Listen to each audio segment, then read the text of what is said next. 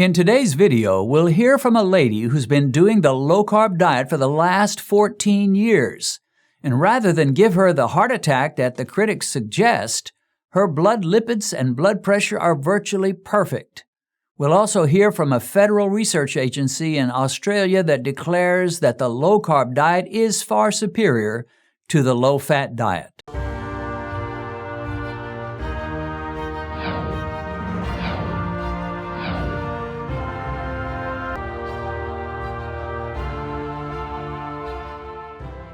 Okay, here's a lady who writes, over the last 14 years on low carb, my triglycerides are in the 50s. Wow, that's great. My HDL in the 80s. Very good. LDL particles are almost all the A pattern, apparently. My blood pressure, 116/65. Wow.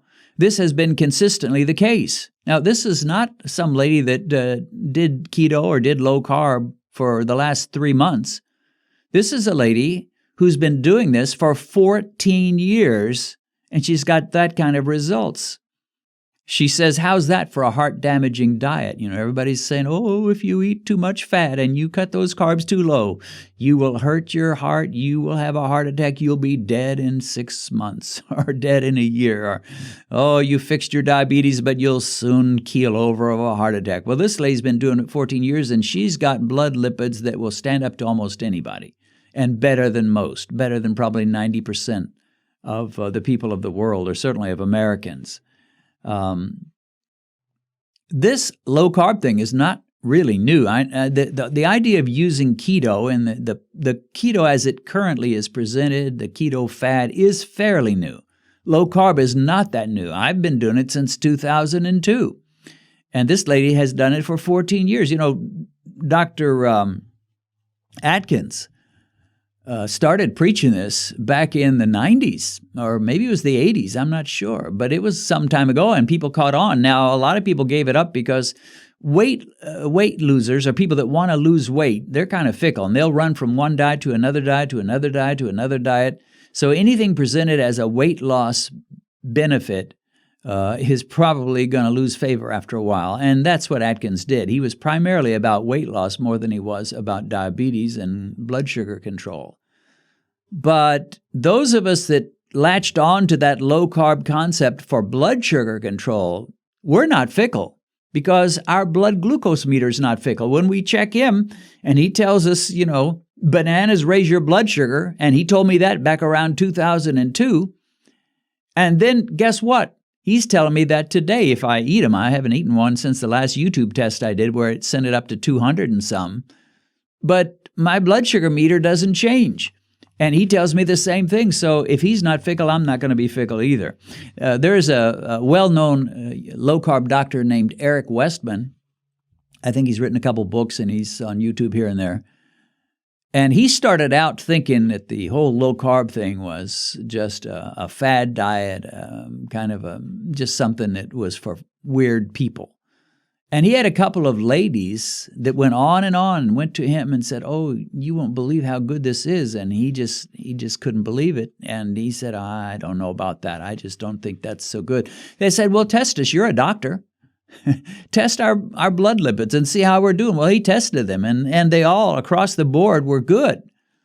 And then he began to investigate more and became a convert himself. And now he's one of the big low-carb gurus in the low-carb movement. Okay, here's a question or a declaration. No, it's a question. He says, do you mind telling your viewers how old you were when you started having blood sugar issues and what age you started going low carb? It's a good question, and I don't mind at all telling that. Actually, I can trace my blood sugar issues back into my 20s.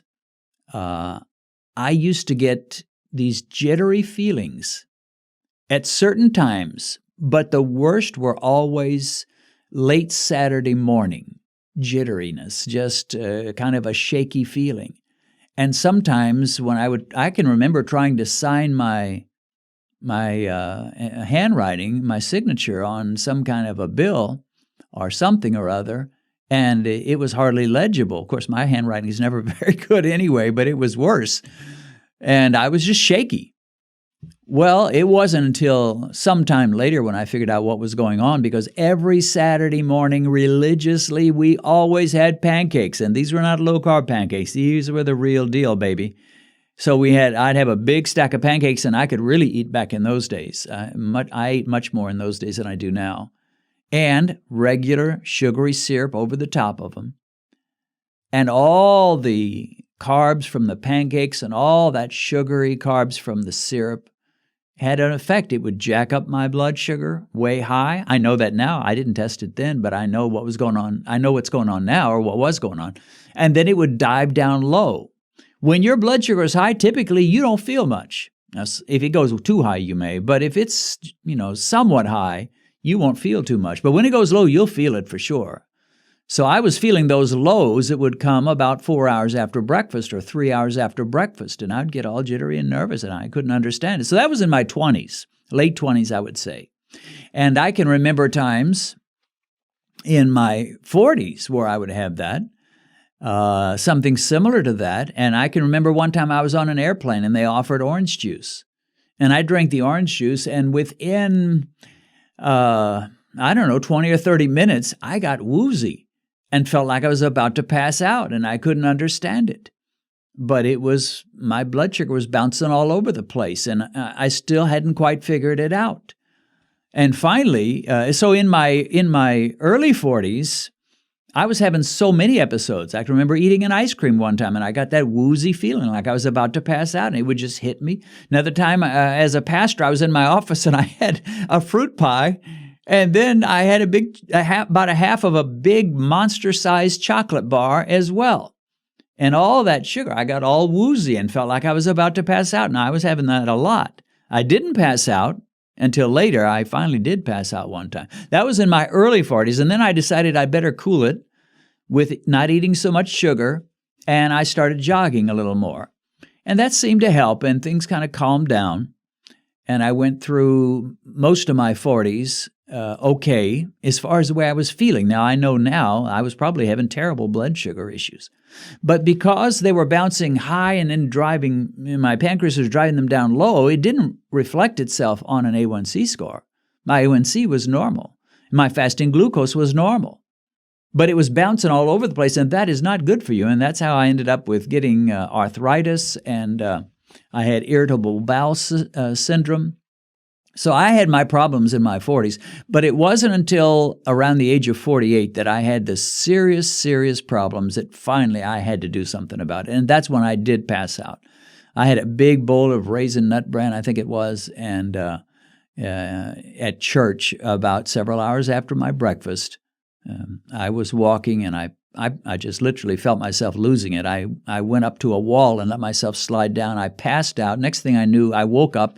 Some nurse was kind of holding me up, and the EMT folks were there with me and asking me questions. And I said, well, my mom had diabetes. I think I may have some kind of blood sugar problems. They tested my blood sugar, and with their meter, it read the letters LO, low. That's all it said. It was too low to give a number.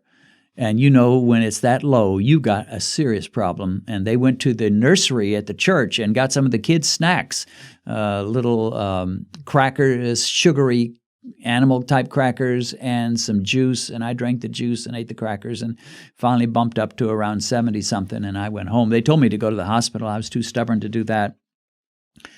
But that's when I got serious. I started reading, and then I was still having episodes, and my secretary at the office where I worked gave me a glucometer and showed me how to use it, and I began to figure some things out. And so I went low-carb around 2002, somewhere in 2002. And so that's been about 18 years since now, and it hasn't hurt me a bit. My blood sugar has stabilized. I don't go around feeling like I'm passing out, and all is well. So those are my ages. Started early, really. I would have been much smarter to have gotten low carb when I was still in my 20s. Okay. Hello, Dennis. I really enjoy watching your factual and your testing videos. I'm not diabetic nor pre-diabetic. Wow. I'm keto and low carb and actually into bodybuilding. You might find that your audience appeal is wider than you imagined. Well, I am starting to notice that there are people that aren't even diabetic, aren't even pre-diabetic, that somehow like to watch this thing, this YouTube channel. So that's pretty amazing. I find your videos very inspiring. They keep me motivated. I've been meaning to send a message. Today, some news turned up here in Australia. So this is an Aussie, I think they call themselves, which backs up what you've been saying about low-carb diet. It's from the CSIRO. I guess they call themselves CSIRO, CSIRO, Australia's premier government-sponsored research agency. It says in the article that high-carb, low-fat diets only offer moderate benefits, but a low-carb, high-fat diet has been scientifically proven to offer benefits, and he gives a link.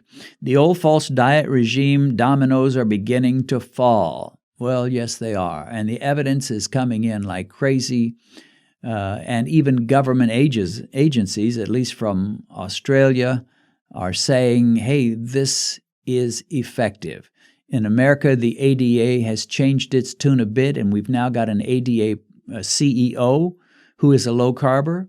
The American Heart Association is changing its tune a bit, and I'm sure they'll change it more. The day's going to come, folks, when this is going to be unanimously recognized as being the premier way to deal with diabetes. I don't know if I'll live to see that day, but it'll come. I guarantee it. And eventually, you can go to your grocery stores and you'll have 2 or 3 choices of low-carb breads, and you'll have low-carb pastas and low-carb this and low-carb that. And, of course, some of it may not be so good.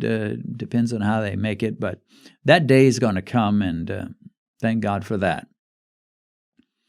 By the way, I looked up what the letters CSIRO mean, Commonwealth Scientific and Industrial Research Organization. It's considered to be an Australian federal government agency responsible for scientific research.